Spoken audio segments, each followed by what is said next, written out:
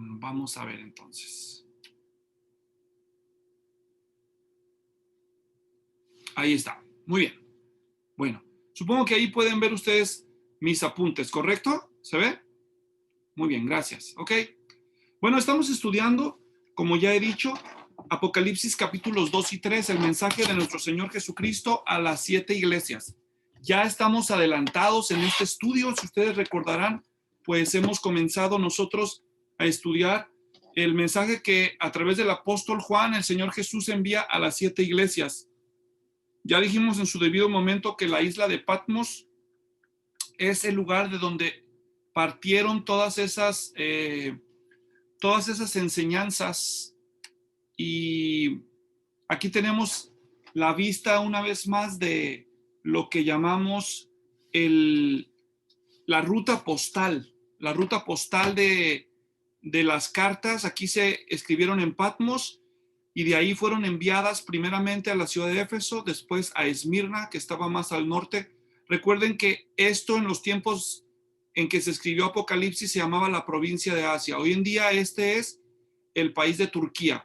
Este es el mar Egeo. Aquí frente está Grecia y esto es Turquía.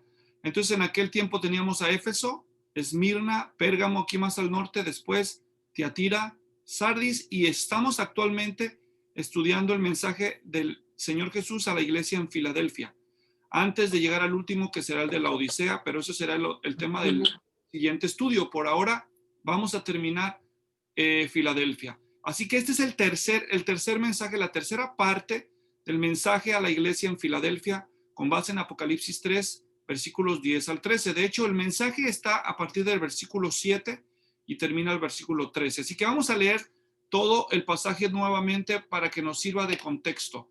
Le voy a pedir a Martín Villalobos que habilite su micrófono y lea en voz alta el pasaje que está en la pantalla, por favor. Pastor, no sé si solamente soy yo o los demás hermanos, pero no tengo el... ¿No se ve? No se ve, hermano. Se ve blanco. Ah, Solo aparece un pequeño recuadro. a ver, déjenme ver si se puede corregir. Blanco. Nada más que no lo quisimos interrumpir. Muchas gracias. ¿Y ahora cómo se ve?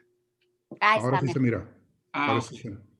Gracias, disculpen. Muy bien, adelante, Martín. Dice la palabra de Dios: escribe al ángel de la iglesia en Filadelfia, el santo y verdadero, el que tiene la llave de David, el que abre y nadie cierra, y cierra y nadie abre. Dice esto: yo conozco tus obras, por tanto he puesto delante de ti una puerta abierta que nadie puede cerrar. Aunque tienes poco poder, has guardado mi palabra y no has negado mi nombre. Por tanto, yo entregaré a aquellos de la sinagoga de Satanás que se dicen ser judíos y no lo son, sino que mienten. Yo haré que vengan y se postren a tus pies y sepan que yo te he amado. Prosigue. Porque has guardado la palabra de mi perseverancia, también te guardaré de la hora de la prueba, esa hora que está por venir sobre todo el mundo para poner a prueba a los que habitan sobre la tierra. Vengo pronto, retén firme lo que tienes, para que nadie tome tu corona. Al vencedor le haré una columna en el templo de mi Dios, y nunca más saldrá de allí. Escribiré sobre él el nombre de mi Dios y el nombre de la ciudad de mi Dios, la nueva Jerusalén, que desciende del cielo de mi Dios, y mi nombre nuevo. El que tiene oído, oiga lo que el Espíritu dice a las iglesias. Gracias. Si ustedes hacen un recordatorio de cómo ha sido el progreso de cada uno de los mensajes a las iglesias, hemos visto este patrón, que empieza siempre con una descripción de la persona de nuestro Señor Jesucristo, como fue presentado ya en el capítulo 1 de Apocalipsis, para después seguir a un elogio hacia la iglesia, después seguido por un reproche. Posteriormente se presenta un llamado a responder ante el reproche hecho y se advierte de las consecuencias que vendrán si no se presta atención a ese reproche. Termina siempre con una promesa de esperanza para aquellos que sean fieles. Entonces, nosotros ya hemos dedicado en los estudios anteriores atención a los primeros puntos de este diagrama. Ya hablamos en el primer estudio acerca de la descripción de Cristo para la iglesia y en el segundo estudio consideramos el tema del elogio. Hoy vamos a hacer un repaso breve de lo que aprendimos en la última enseñanza y vamos a proceder a partir del reproche hasta el final. Entonces, en el estudio anterior analizamos la primera mitad del versículo 9 que decía así: he aquí yo entregaré a aquellos de la sinagoga de Satanás que se dicen ser judíos y no lo son, sino que mienten. Y en aquel estudio expliqué que no es que en la sinagoga adoraran a Satanás, sino que era una alusión al rechazo que los judíos tenían con respecto a los cristianos, al pueblo de Dios, debido a que ellos habían creído en nuestro Señor Jesucristo. En lugar de admitir la revelación dada por Cristo, los judíos endurecieron su corazón, inventaron mentiras, infamias en contra de los cristianos. Eran entonces sirvientes de Satanás, aunque de nombre decían adorar a Dios. Y con base en eso, aprendimos nosotros, concluimos a modo de principios que un auténtico hijo de Dios es una persona que tiene un corazón regenerado y no solamente una religión, una profesión de labios, sino algo que nace de un corazón transformado. Y un distintivo más de que alguien es un auténtico hijo de Dios es que esa persona ama al Señor Jesucristo, lo acepta por la fe y lo ama. No solamente dice creer en Dios, pero es inseparable a la luz del Nuevo Testamento el amor por Dios del amor por Jesucristo. Y hasta estudiamos en aquel momento un pasaje de Juan capítulo 8, versículo 42, que nos servía de sustento teológico. Ahora vamos a concentrar nuestra atención en los últimos versículos que nos quedan de este mensaje, partiendo del mismo versículo 9, la segunda mitad, que lee de la manera siguiente. ¿Puede leer, por favor? Vamos a pedirle a Juan que nos haga el favor de leer el versículo 9 que tenemos aquí en blanco.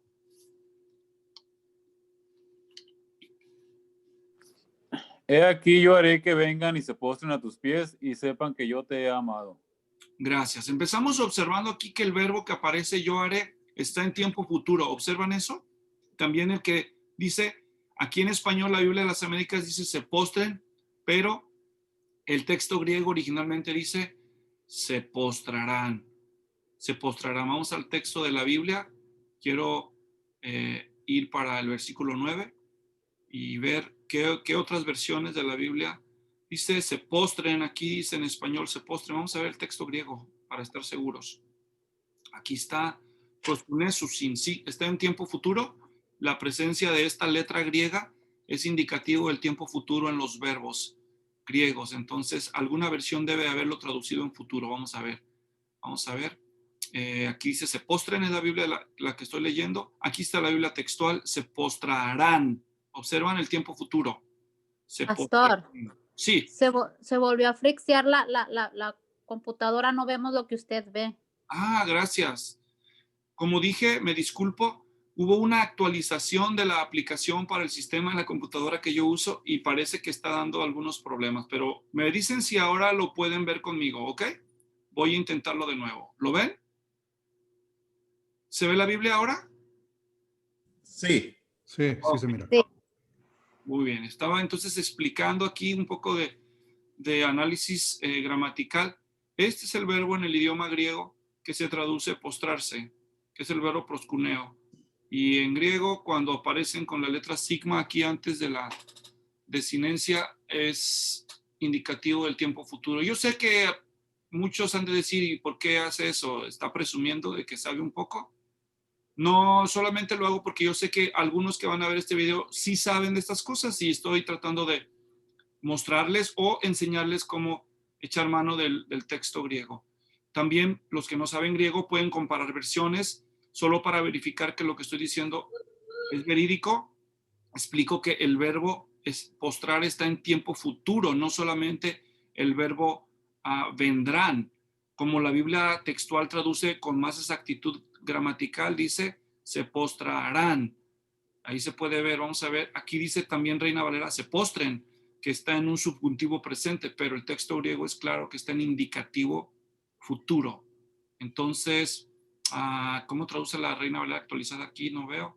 Aquí yo haré que lleguen, haré está en futuro, haré que lleguen y se postren, también aquí pusieron en tiempo presente. Dice se arrodillen, tiempo presente, la Biblia, Reina Valera contemporánea. Lo mismo la Nueva Versión Internacional, la Nueva Traducción Viviente, la Biblia al Día, la Dios habla hoy, vayan, también está en subjuntivo. Nueva Biblia española, Casi todas, fíjense, tradujeron en tiempo presente. Qué extraño. El verbo está en futuro. Lo mismo la peshita. Vamos a ver en inglés qué dice. I will make. Esto está en futuro. I will make them come and bow down before you. Pues esto se implica que está en futuro, porque esta es la introducción a ambos verbos, come and bow down, en inglés. Y lo mismo aplica a la King James en inglés, la versión recobro. Voy a hacer que vengan y se postren. Bueno, como decimos en inglés, anyways, yo ya estoy explicando que sí está en futuro. Y no solamente, ¿por qué hago esto? Fíjense, lo hago porque, en parte lo hago porque no es suficiente, que sí es bueno, que los creyentes crean lo que les dicen sus pastores, pero es mejor que los pastores lo comprueben con la escritura, ¿o no, hermanos? ¿A que sí? Para que estemos todos seguros que la escritura dice lo que dice y no nomás que crean ciegamente en nosotros. Digo, agradecemos la fe que tienen en nosotros, pero si decimos la verdad no hay nada que temer para probarlo. Bueno, eso solamente es un paréntesis explicativo. Ok, habiendo dicho eso, vamos a continuar entonces con el estudio. Estamos diciendo, eso fue una pequeña nota gramatical. Bueno, ahora necesito que ustedes me ayuden a medida que hacemos esta transmisión. ¿Pueden ver las notas? Sí. Muy bien, ok. Entonces estábamos diciendo, ¿cuál es el reproche de Cristo? El reproche no es a la iglesia, el reproche es a los judíos, en este caso. Presten esa atención. Es a los enemigos de la iglesia. Esos dos verbos en tiempo futuro tienen una connotación de juicio para ellos y de esperanza de justicia a los creyentes. Segunda observación que podemos hacer aquí es el amor que Cristo reitera públicamente a sus escogidos, a su iglesia.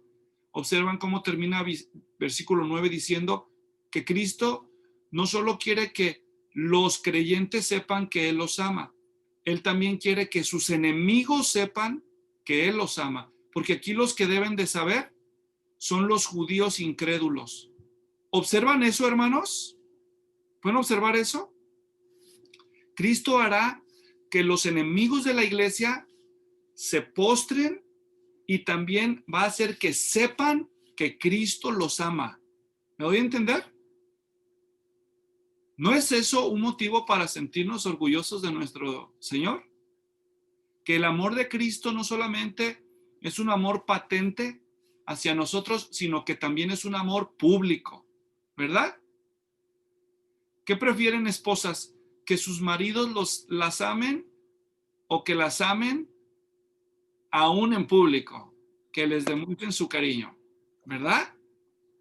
Pues sí, mi esposo me quiere, pero nunca me lo dice. Sí, mi esposo me quiere. O como el chiste aquel que ya hemos contado, el hombre que decía, bueno, hace 25 años me casé contigo, mujer. Ese día te dije que te amaba, el día que cambie de opinión yo te aviso, ¿verdad? Pues obviamente no funciona así, ¿verdad?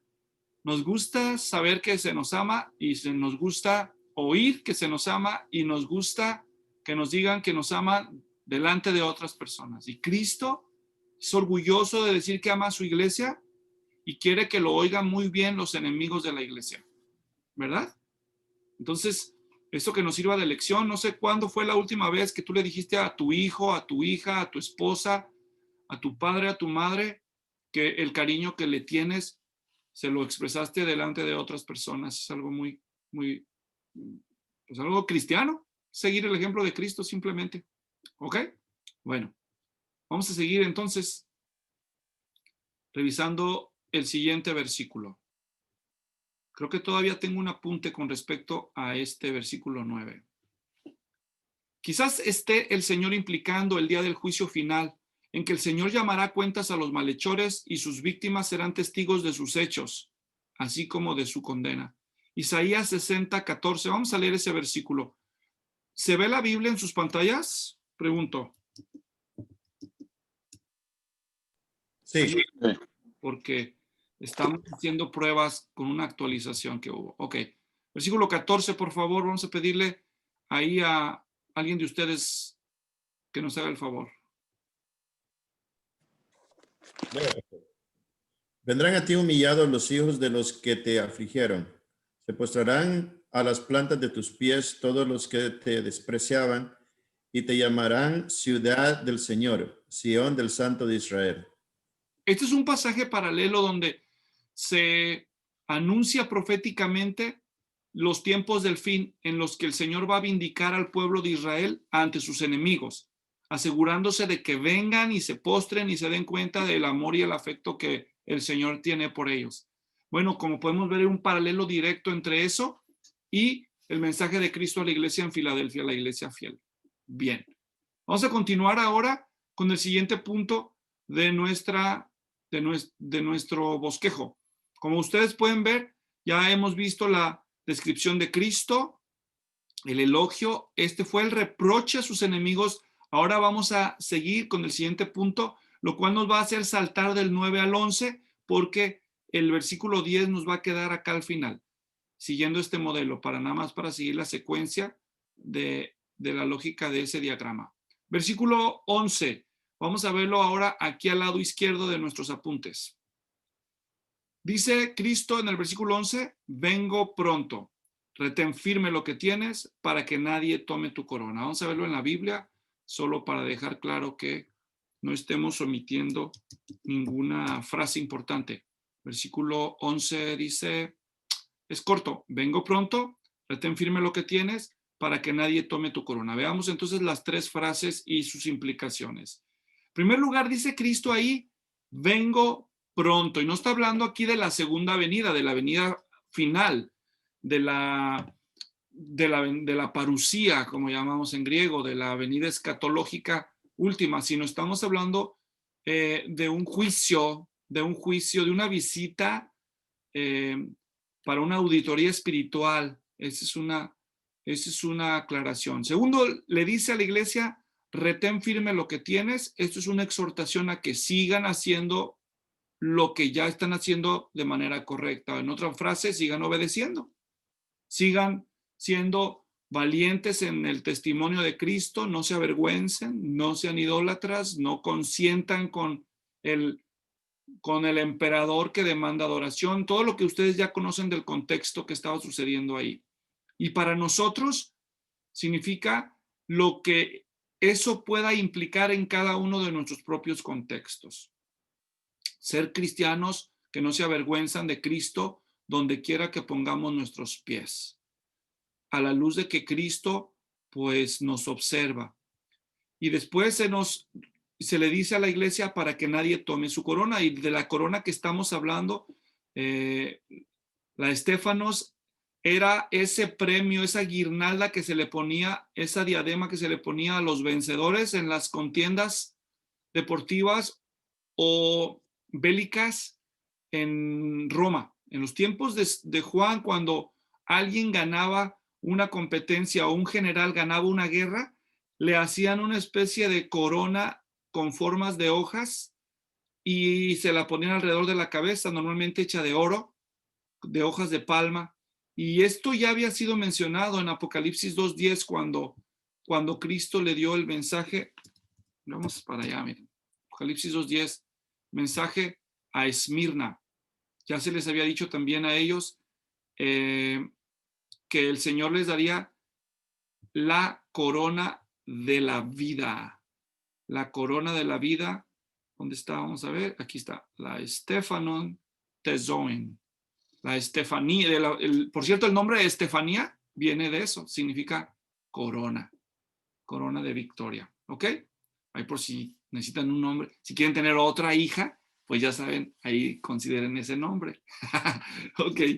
Bueno. Estamos entonces observando. Es un estímulo, las palabras de Cristo a la iglesia, un estímulo para que sean fieles, ¿verdad? La corona, que nadie tome tu corona. Es decir, bueno, manténganse en la victoria. Ok, entonces ese es un llamado que hace el Señor a la iglesia. Ahora, ¿cuál es la promesa? Porque no hay una advertencia de consecuencias para ellos, simplemente La promesa está dividida entre el versículo 10, 12 y 13. Vamos a comenzar con el versículo 10, que tiene implicaciones teológicas importantes. A ver, vamos a darle la oportunidad a Erika que lea. Porque has guardado, literal, guardaste la palabra de mi perseverancia bajo presión. Yo también te guardaré. Ok, gracias, Erika. Explico. Bien. En primer lugar, leemos en la Biblia de la Salónica porque has guardado.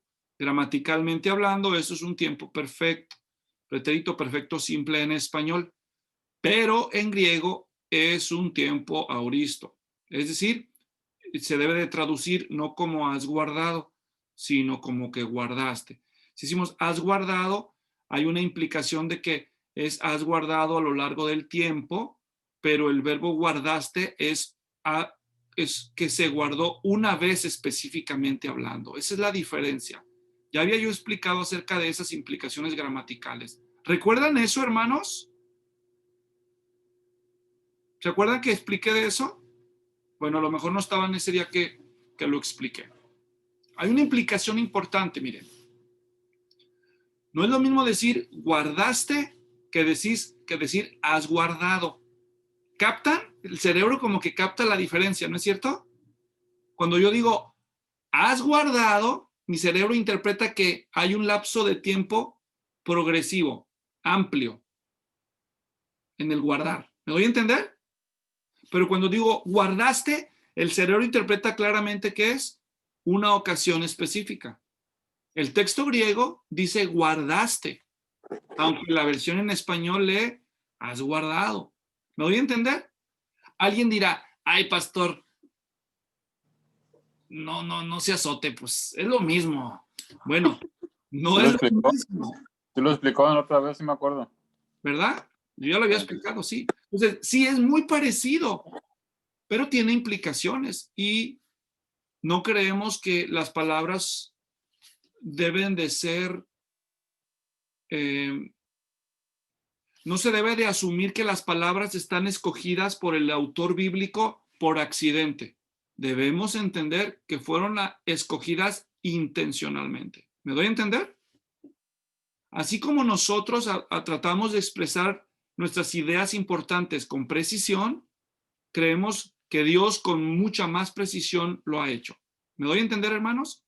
Entonces, cuando estamos diciendo, por ejemplo, en este caso, que Cristo le dice a la iglesia porque ha guardado, cuando el texto griego dice porque guardaste, quiere decir que Cristo tiene en mente un evento específico en el que la iglesia fue puesta bajo una prueba específica y salieron aprobados. ¿Esto qué implicación tiene para nosotros? Bueno, esto tiene la implicación de que hay momentos decisivos en nuestras vidas. Hay ocasiones, hay eventos o circunstancias definitorias en nuestra jornada de vida. Hay momentos cruciales en donde lo que nosotros decidamos va a tener repercusiones positivas o negativas en el futuro. No sabemos cuándo, no siempre sabemos cuándo son. Por eso debemos estar preparados para tomar las decisiones correctas todo el tiempo, porque algunas de esas decisiones van a traer efectos irreversibles, ya sea positivamente o negativamente. En este caso, el hecho de que una ocasión específica, los creyentes de la iglesia de Filadelfia respondieron como Cristo esperaba, eso provocó que Cristo en su soberanía tomara la decisión de concederle ciertos beneficios. ¿Qué beneficios? Vamos a ver otra vez los apuntes y el texto para identificar de lo que estamos hablando. Dice, porque guardaste la palabra de mi perseverancia, y la palabra perseverancia, la palabra griega hupomoné, vamos a verla. Estamos en Apocalipsis 3:10. ¿Ok? Dice, porque guardaste, es la palabra guardaste, la palabra de perseverancia. Y lo estoy aclarando porque algunas versiones como Reina Valera, si no me equivoco, vamos a ver, Reina Valera 60. ¿Dónde está? Aquí está. Dice Reina Valera paciencia, pero no es lo mismo la paciencia que la perseverancia. ¿Saben ustedes la diferencia? ¿Alguien sabe la diferencia? La paciencia y la perseverancia en la Biblia tienen una diferencia. ¿Ok? Entonces, la palabra paciencia es la palabra griega longanimidad, que es macrotumías. Es decir, que, miren, la paciencia, esta es la paciencia, ilustro. En el Nuevo Testamento, la palabra paciencia tiene que ver con el control de la emoción. ¿Me doy a entender? Que no pierdo los estribos, sino que aguanto mis emociones. Eso significa paciencia en el Nuevo Testamento. ¿Está claro? Macrotumía es de gran serenidad, de que tus emociones están bajo tu control. ¿Ok? Digámoslo así. Mientras que la perseverancia es así. La perseverancia, que es hupomone, significa permanencia bajo presión. ¿Me doy a entender? Permanencia bajo presión. Por ahí un refrán muy feo, que en este caso, discúlpenme la ofensa, no es para ofender a nadie, nada más es un refrán que ilustra el punto. Dicen que la carga hace andar al burro, ¿no? Bueno, no estoy diciéndole burro a nadie. Simplemente estoy ilustrando el punto de que el refrán ese dice que la carga hace andar al burro. Es decir, que lo pesado y el burrito camina con toda la carga encima.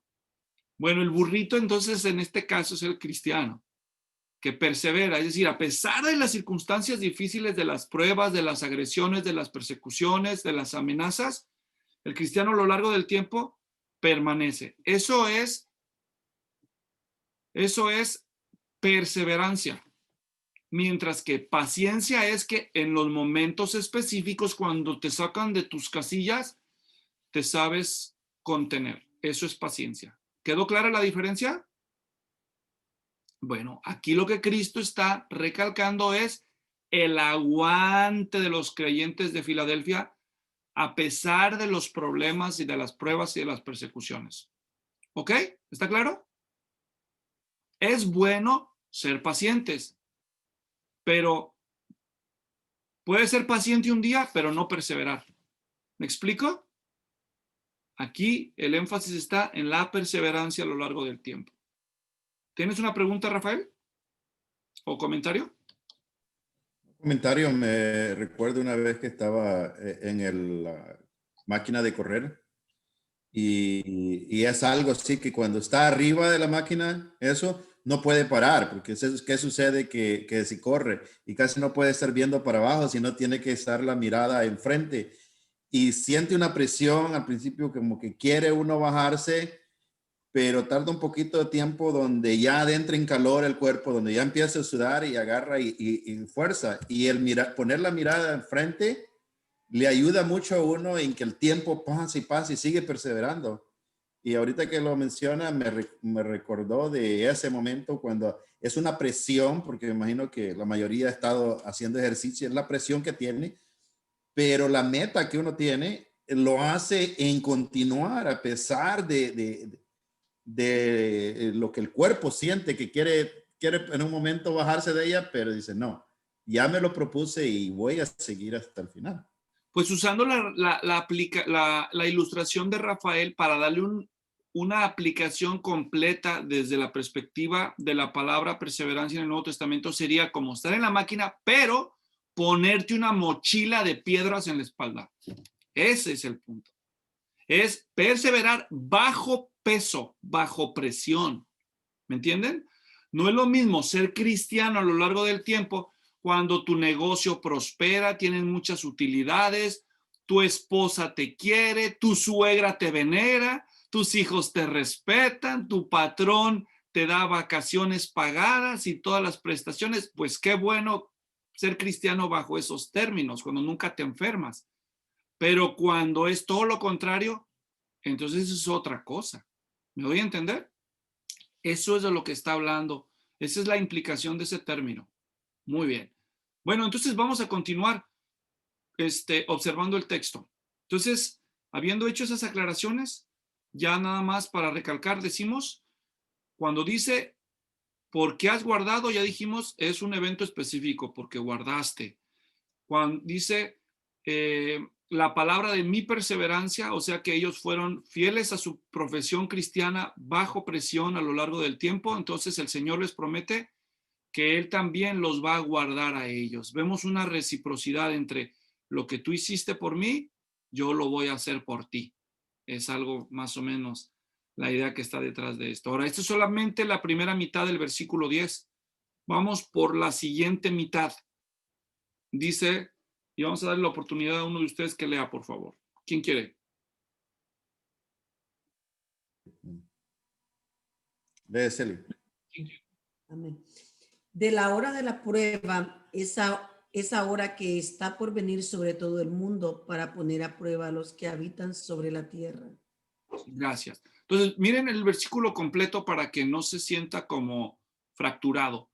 Vamos a leerlo nuevamente. ¿Podría hacer el favor de leerlo otra vez, Celia? Gracias. Porque has guardado la palabra de mi perseverancia, yo también te guardaré de la hora de la prueba, esa hora que está por venir sobre todo el mundo para poner a prueba a los que habitan sobre la tierra. Muchas gracias. Entonces, vamos a hacer varias observaciones. Es un versículo muy, muy cargado de implicaciones teológicas. ¿Pueden ver mis apuntes ahí en la pantalla? Sí, pastor. Gracias. Muy bien. Entonces, en primer lugar, observen cómo dice. Dice que el Señor, bueno, me voy a regresar al versículo anterior nomás para que vean, lo dice, porque has guardado la palabra de mi perseverancia, yo también te guardaré. ¿Te guardaré de qué? En primer lugar dice, te guardaré de la hora de la prueba. Una vez más vamos a tener que apelar a la gramática del pasaje para dejar claro algunos puntos. En primer lugar, la preposición que se usa allí, observen. Estoy enseñándoles cómo se interpreta usando los principios de la hermenéutica, específicamente la gramática en este caso. Dice, aquí donde dice de, aquí está claramente, de, es la preposición ek, que en griego significa fuera de. No se usa la preposición en, o que normalmente se debe traducir como en medio de. O sea, el texto está bien traducido. En español dice que el Señor nos guardará de la hora de la prueba. Es decir, nos guardará ek. Aquí lo dice claramente el texto. Nos guardará ectes horas tu peirasmu, que es de la hora. Esto, aunque en el texto griego termina en sigma, como es el sonido de la S, horas, es un sustantivo singular para que no haya confusión. Entonces, nos guardará de la hora de la prueba. Tu peirasmu, que significa de la prueba. Entonces, Cristo está diciendo aquí que nos va a guardar fuera de la hora. Ahora, algunos de ustedes ya saben por qué estoy haciendo esta aclaración, porque hay una implicación teológica en el debate de escatología, si la iglesia, si la perspectiva bíblica es pretribulacionista o postribulacionista en cuanto a la venida de Cristo. Algunos de ustedes me van a escuchar diciendo como de, ¿qué está hablando? No sé qué todo eso viene al caso, pero algunos sí entienden lo que estoy diciendo. Es decir, este versículo es uno de los versículos que nosotros usamos como fundamento para demostrar bíblicamente que la iglesia va a ser levantada, va a ser arrebatada antes del periodo de la tribulación. A esta postura se le llama pretribulacionismo futurista, a diferencia de otra postura que se llama premilenarismo histórico, que cree que la iglesia va a ser levantada después de la tribulación. ¿Me doy a entender hasta aquí, hermanos? Esto es un asunto que causa debate entre diferentes grupos evangélicos. ¿Me doy a entender?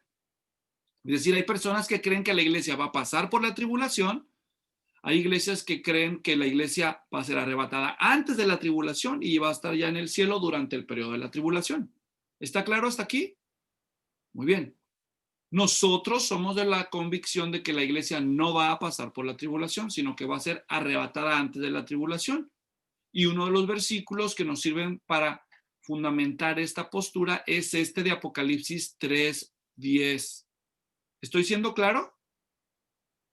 Las razones son varias. La primera de ellas es que la preposición ek, si la iglesia fuera a pasar por la tribulación y este versículo simplemente está prometiendo que Dios va a proteger a la iglesia en medio de la tribulación, entonces en lugar de decir ekjoras, debería decir enjoras, o sea, que Dios te va a proteger en medio, en la tribulación y no de la tribulación. ¿Me doy a entender? Una vez más, qué importante es nosotros interpretar las escrituras con precisión y no de manera antojadiza o emocional, alegórica, sino prestar atención a la precisión de la gramática de las palabras del texto y también de las palabras en conjunto, es decir, a las sintaxis de las palabras. Ya, pastor, no nos atormente con tanta palabrota. Bueno, nada más lo digo por aquellos que lo sepan, pero yo se las pongo fácil. Es decir, las palabras tienen un significado preciso, es nuestro deber identificarlo. En este caso estamos diciendo, dice que Cristo promete a la iglesia que la va a guardar fuera de. Ahora, los que no están de acuerdo con nosotros dicen que Dios va a guardar de la muerte en el tiempo de la prueba, pero dicen ellos, Dios simplemente va a proteger a la iglesia de la prueba, pero el texto no solamente dice eso. El texto no está diciendo que Dios nos va a guardar de la prueba, que Cristo va a guardar de la prueba a su iglesia, sino el texto está diciendo que lo va a guardar de la hora de la prueba. Y la palabra hora tiene una connotación temporal. ¿Me doy a entender? No es lo mismo decir, yo te voy a guardar de la prueba, que yo te voy a guardar de la hora de la prueba. La prueba es una situación estresante. ¿Me doy a entender? La hora es tiempo. ¿Captan lo que estoy diciendo? Si el versículo dijera que Cristo nos va a guardar de la prueba, entonces podría hacer sentido que la iglesia pase por la tribulación, pero Cristo la va a proteger en medio de esos juicios. ¿Me doy a entender? Pero el texto no dice eso. El texto dice que Cristo va a guardar fuera de la hora de la prueba. Ahora aquí entendemos que obviamente no se refiere a una hora literal de 60 minutos. Se refiere a un lapso de tiempo. ¿Me estoy dando a entender, hermanos? Al menos esto le hace más justicia a la exégesis, es decir, a lo que el texto realmente está diciendo. ¿Qué está diciendo? Que Cristo va a guardar a la iglesia fiel del tiempo de la prueba y no solamente de la prueba en sí. ¿Me explico? Ahora, quiero que observemos una cosa más importante en este versículo, para lo cual los voy a llevar una vez más al texto. Dice, la hora de la prueba no es cualquier hora, sino que es una hora, es decir, es un lapso de tiempo que vendrá sobre todo el mundo para poner a prueba a los que habitan sobre la tierra.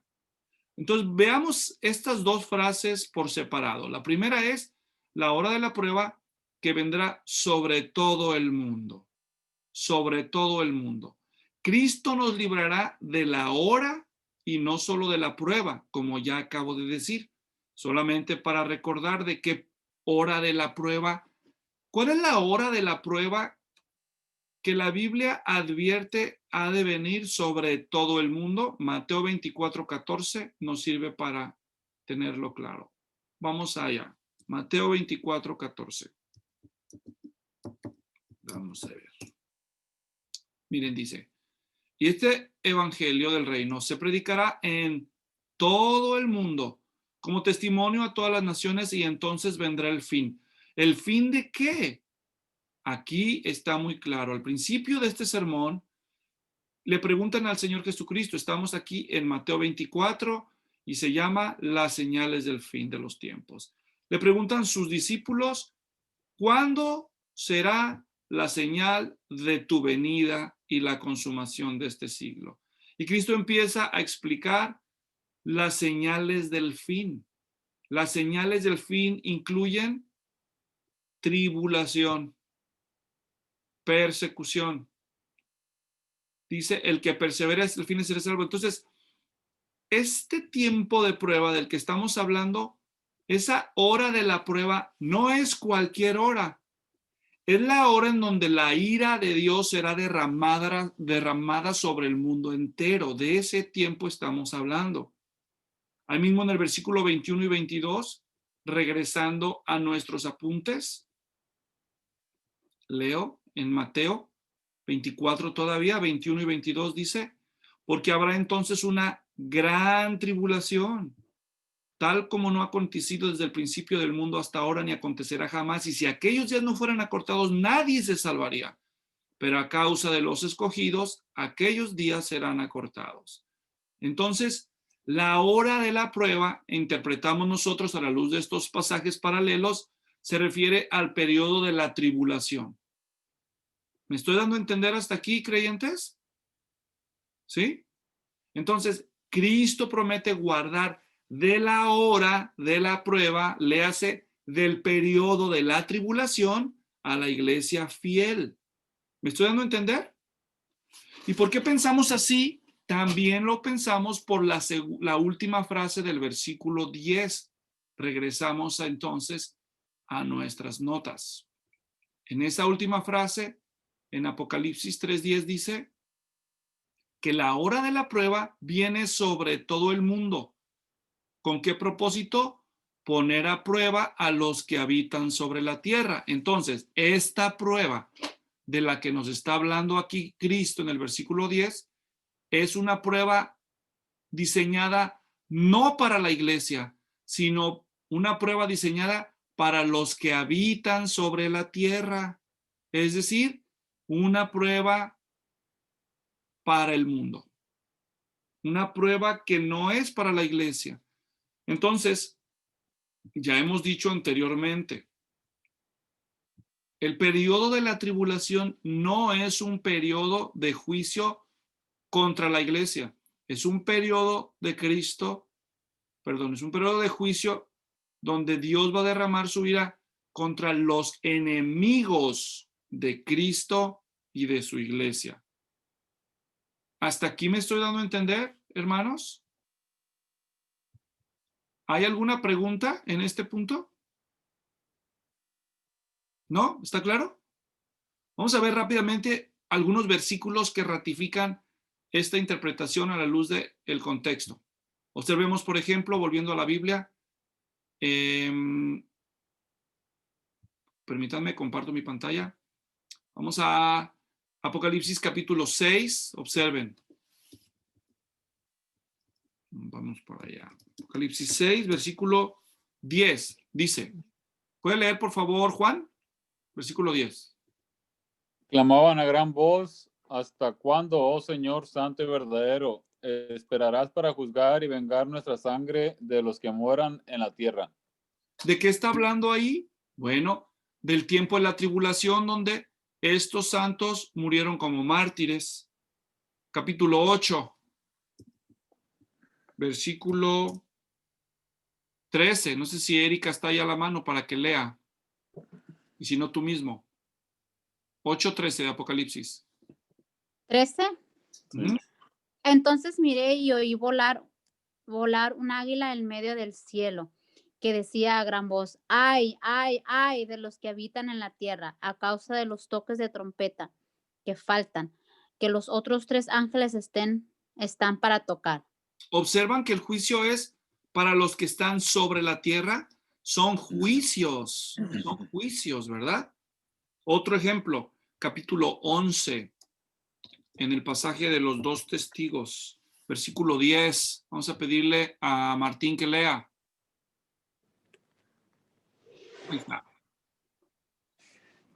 Los que moran en la tierra se regocijarán por ellos y se alegrarán, y se enviarán regalos unos a otros, porque estos dos profetas habían atormentado a los que moran en la tierra. Los que moran en la tierra. La misma frase que se usó en Apocalipsis 3:10, nuestro versículo de estudio, y estamos hablando de incrédulos. En este caso son los que rechazaron a los dos testigos fieles de Dios y celebran su muerte. Capítulo 12, una vez más. A ver, vamos a Apocalipsis 12, pero ahora el versículo 12. ¿Puede leer ahí, Rafael, por favor? Por lo cual regocíjense, cielos y los que moran en ellos. Ay de la tierra y del mar, porque porque el diablo ha descendido a ustedes con gran furor, sabiendo que tiene poco tiempo. Una vez más, ay de la tierra, hablando de que el juicio de Dios está sobre la tierra, y finalmente 14:6. Si está Celia, que lea, y si no tú, Rafael.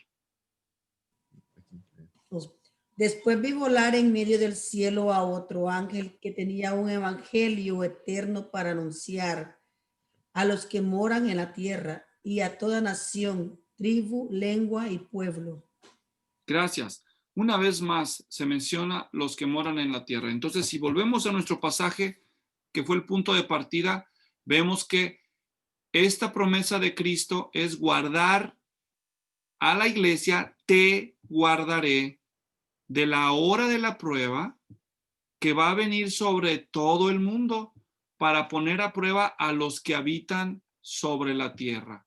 A la luz de todos los pasajes que acabamos de leer, no cabe duda que la prueba que va a venir sobre los habitantes de la tierra en el contexto de Apocalipsis son los juicios de Dios en el periodo de la tribulación. ¿Estoy siendo claro o no? Entonces, si Cristo está prometiendo que va a librar a su iglesia fiel de ese periodo de tiempo, entonces por eso creemos nosotros que la iglesia no va a pasar por la tribulación. Preguntas o comentarios, si es que hay alguno. Si no, no está bien, no hay problema.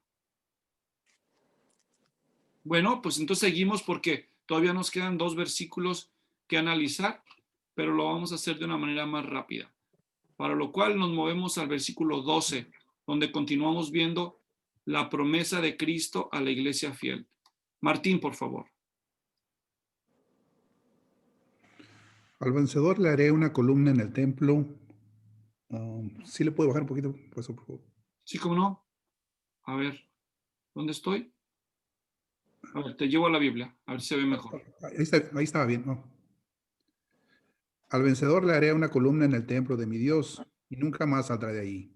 Escribiré sobre él el nombre de mi Dios y el nombre de la ciudad de mi Dios, la nueva Jerusalén, que desciende del cielo de mi Dios, y mi nombre nuevo. Quizás ustedes no recuerden, pero la parte de Turquía donde están las 7 iglesias, y Filadelfia no es la excepción, es una zona sísmica. ¿Qué significa eso? ¿Qué zona sísmica? Terremotos, tiemblan. ¿Ok?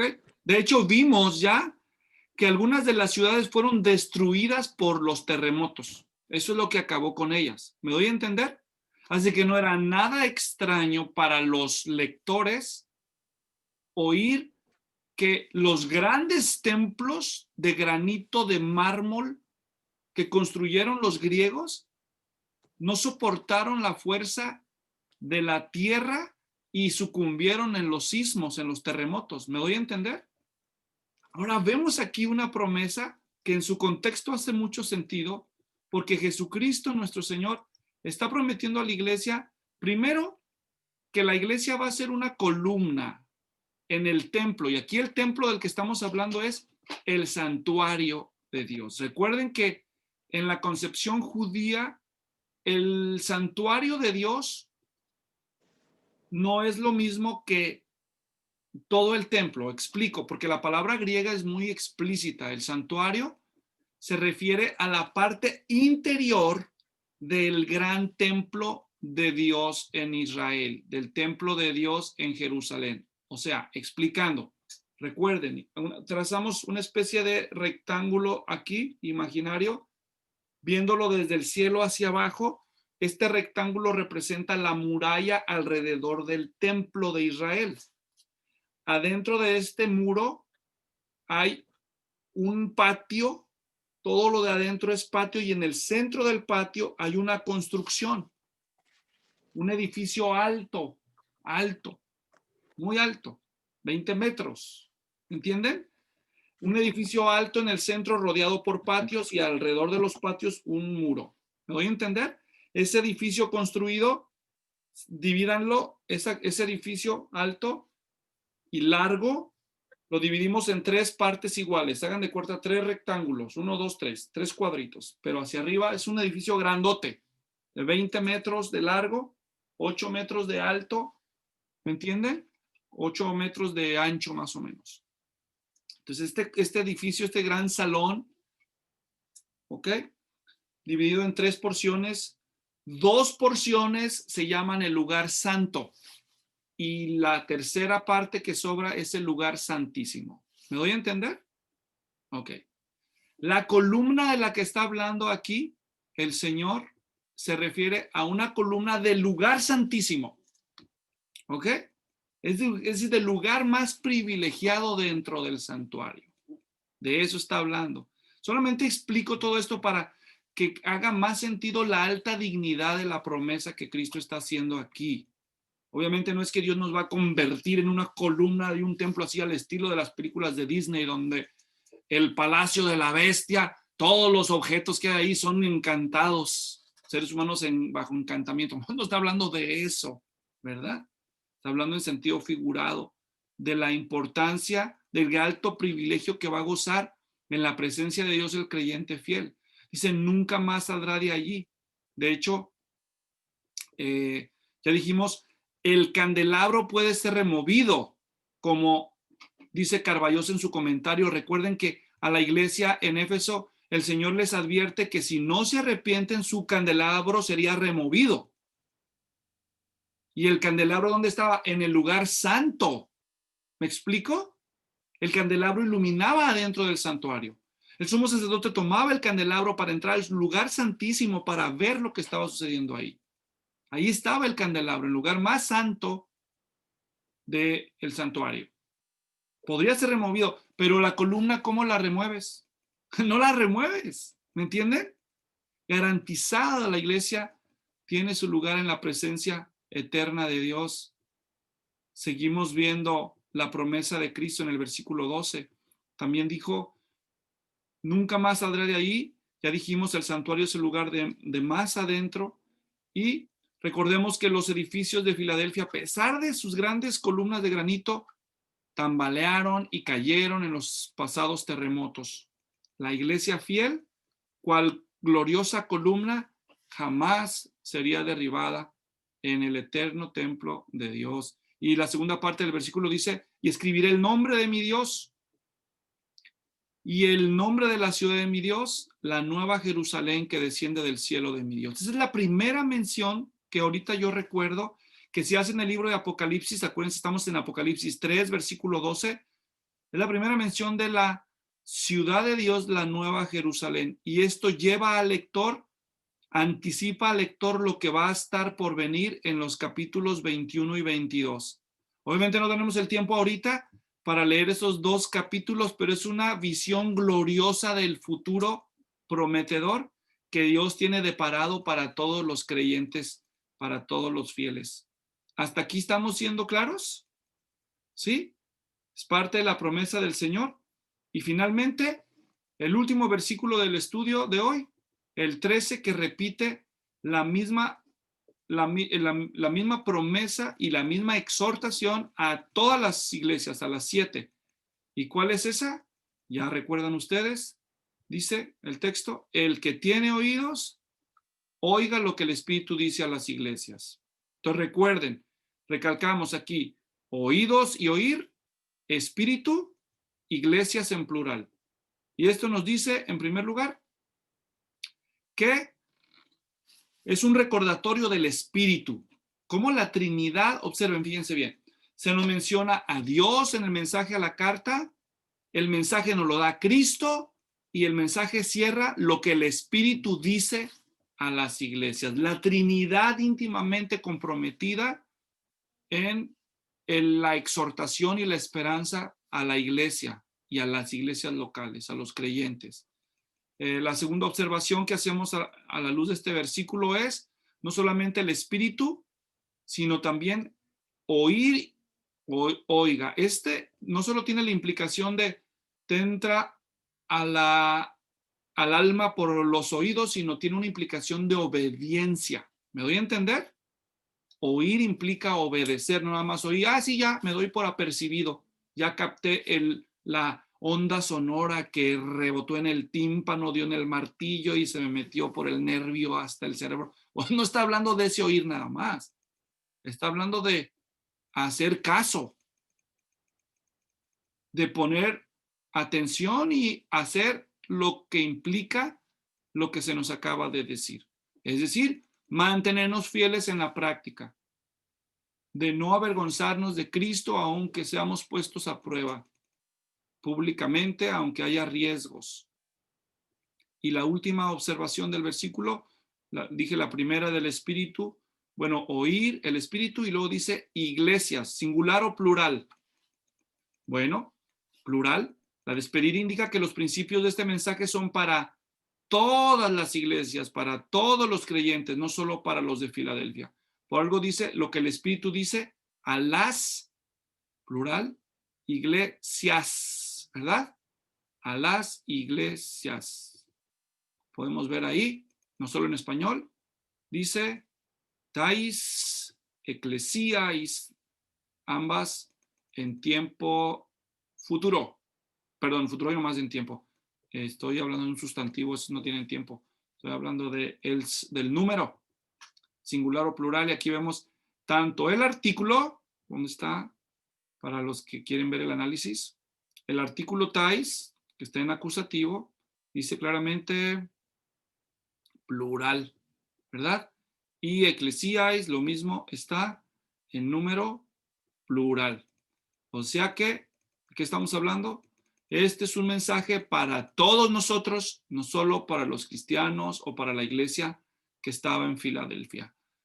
Así damos por terminado el análisis con sus observaciones, interpretaciones y aplicaciones de esta iglesia. Y hablando de aplicaciones, dígame, ¿cuáles son algunas de las aplicaciones que nos quedan? Bueno, tú puedes hacer las tuyas tú misma, después de hacer este estudio, y nosotros haremos las nuestras por aquí. Pero en cuanto a la exposición, aquí doy por terminado la exposición de este mensaje. En el próximo estudio de esta serie, le vamos a entrar al último de los mensajes a las 7 iglesias, el que está destinado para la que está en la ciudad de Laodicea, con base en Apocalipsis 3, versículos 14 al 22.